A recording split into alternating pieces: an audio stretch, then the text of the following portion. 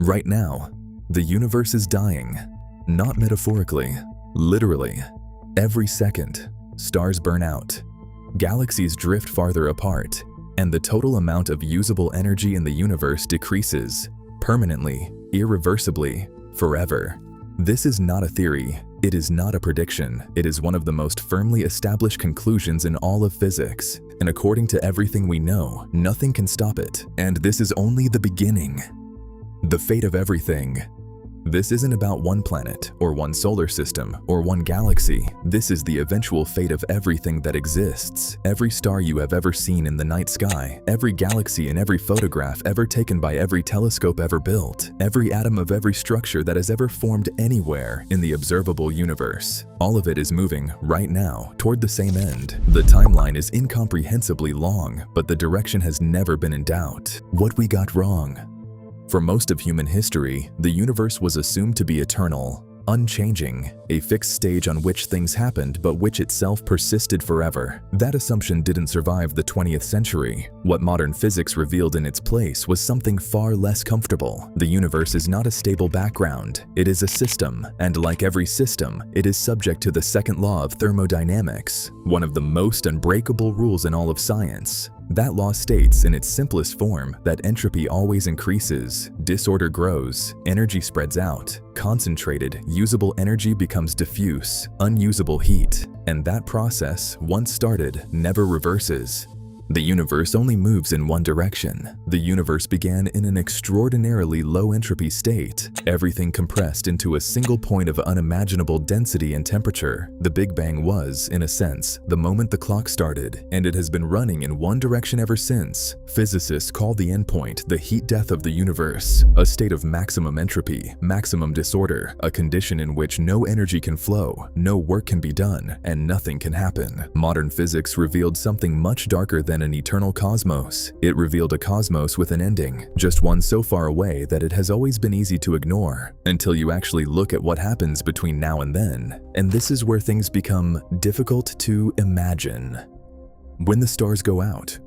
We are living right now in what cosmologists call the stelliferous era, the age of stars. It began roughly 100 million years after the Big Bang, when the first stars ignited. It will end, by current estimates, in approximately 100 trillion years when the last stars burn out. That sounds like forever. It isn't. Stars are not permanent. They are engines running on a finite fuel supply. Our sun fuses approximately 600 million tons of hydrogen into helium every second. It has been doing this for 4.6 billion years. It has roughly 5 billion years left. When the fuel runs out, the sun will expand into a red giant, consuming Mercury, Venus, and possibly Earth. Then it will shed its outer layers and collapse into a white dwarf, a dense cooling ember that will radiate heat into space for billions of years before going dark. Every star in the night sky is following some version of this same trajectory, every single one. No star has ever escaped this process, because stars don't just die, they eventually stop being born. Star formation requires cold, dense gas clouds to collapse under gravity, but the gas that fuels that process is being consumed. Stellar winds, supernova explosions, and the gradual expansion of the universe are all dispersing the raw material. The rate of star formation in the universe has already been declining for the last 11 billion years. Astronomers have measured this directly. The universe is not in its prime. It passed its peak of star formation long before Earth existed. Every star in the night sky is temporary, and eventually, the universe stops making new ones.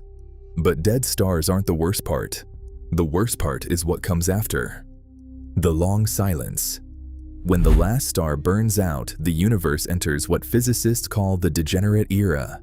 The galaxies don't disappear immediately, they persist, but dark. The Milky Way will still exist as a structure, but populated by white dwarfs slowly cooling toward absolute zero, neutron stars spinning down over billions of years, and black dwarfs, the theoretical final state of white dwarfs that have radiated all their heat away, objects so cold and dark they emit nothing detectable. The universe slowly goes silent. Temperature across the cosmos approaches the same value everywhere, a fraction of a degree above absolute zero. Not Not zero, just close enough that the difference is meaningless. Light becomes rare, then rarer, then almost non-existent. The distances between galaxies continue to grow, driven by dark energy, the mysterious force accelerating the expansion of space itself. Galaxy clusters, held together by gravity, remain as islands, but the space between those islands grows without limit. Other galaxies, already disappearing beyond our observable horizon, vanish entirely from any possible view. Everything drifts apart, and eventually, even the universe itself begins to feel empty. If anything capable of observation still existed during this era, and nothing biological could, it would look out into a universe that appeared almost completely empty, a handful of cold, dark remnants suspended in an expanding void,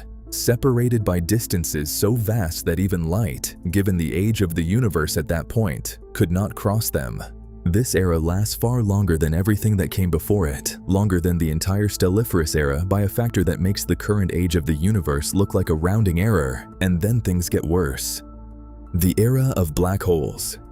In the absence of stars, black holes inherit the universe.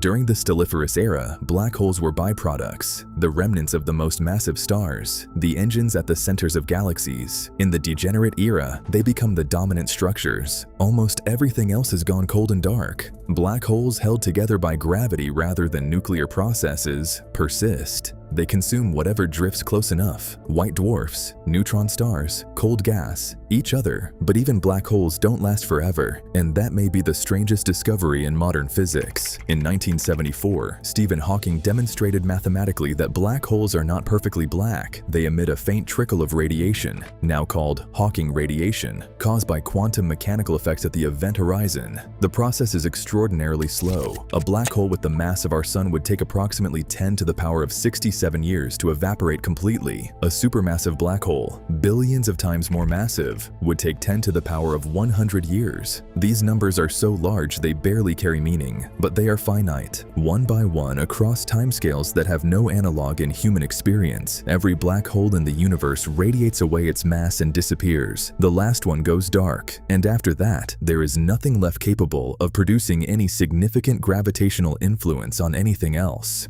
The next stage is even darker, because after the black holes disappear, almost nothing remains. The last light.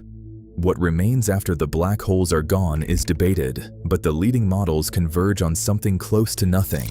If protons are unstable, and current theories suggest they may decay on timescales of 10 to the power of 40 years, then even the cold remnants of the degenerate era eventually dissolve. The white dwarfs, the neutron stars, the black dwarfs, all of it, atom by atom, returning to lighter particles, then to radiation, then to nothing organized enough to call matter. The universe fills with a diffuse cold fog of photons and leptons, particles with nowhere to go and nothing to interact with, in a space so vast and so empty that interactions between them become effectively impossible. Eventually, there may be nothing left capable of producing light. The heat death approaches not as a dramatic ending, but as a gradual, silent final equilibrium. No temperature difference anywhere large enough to drive any process, no energy gradient anywhere sufficient to do any work. A universe in perfect, permanent, featureless balance. Maximum entropy, the clock, still running, but with nothing left to count. The briefest moment. Everything humans have ever built exists during the briefest moment of cosmic history. The pyramids, the cities, every book ever written, every piece of music ever composed, every scientific discovery ever made, the entire span of human civilization, from the first stone tool to whatever comes last, occupies a window of time so small relative to the full timeline of the universe that it does not register on any scale we have language to describe. We exist in the first fraction of a percent of the stelliferous era, which is itself a fraction of the full timeline, which ends in a darkness that lasts incomparably longer than everything that came before. That is not a reason for despair. It is, if anything, the most precise possible measure of how extraordinary this moment is. The universe will spend almost all of its existence dark, cold, and empty. Right now, it is neither. Right now, it is burning. What we still don't know. The timeline described here is the consensus, but it is not complete. proton decay has never been observed. If protons are stable, the cold remnants of the degenerate era last effectively forever, drifting through a dark universe without dissolving. There is also vacuum decay, a hypothetical process in which the quantum field that defines the properties of space itself is not at its true lowest energy state. If that's true, a bubble of lower energy vacuum could nucleate anywhere, at any time, expanding at the speed of light and changing the laws of physics instantly. No warning, no detection possible, just the instantaneous end of everything within the bubble's reach. And the most unsettling part, we still don't know exactly how the universe ends, only that it does. The silence at the end.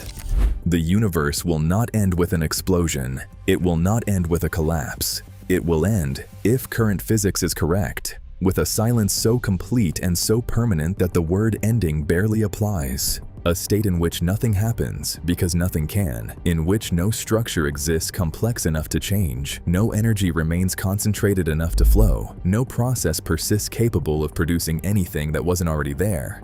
The stars will be gone, the black holes will be gone, the atoms may be gone, even time itself may lose meaning, and whatever remains will drift through an expanding void with nothing to collide with and no reason to change. Long after humanity disappears, the universe will continue dying in silence, with nothing left alive to witness it. There's still so much about the universe we don't understand, and the deeper we look, the stranger it becomes. Subscribe if you want to keep exploring.